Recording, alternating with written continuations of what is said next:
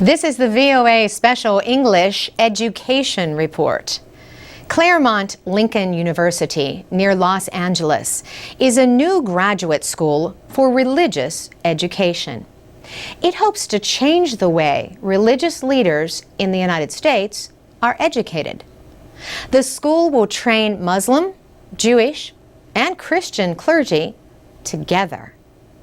It offers master's degree programs in interreligious studies and Muslim leadership. Administrators think that this is the first interreligious university of its kind. 3 institutions founded Claremont Lincoln. One is the Claremont School of Theology, where the university is located. The other founders are the Academy for Jewish Religion, California, and the Islamic Center of Southern California.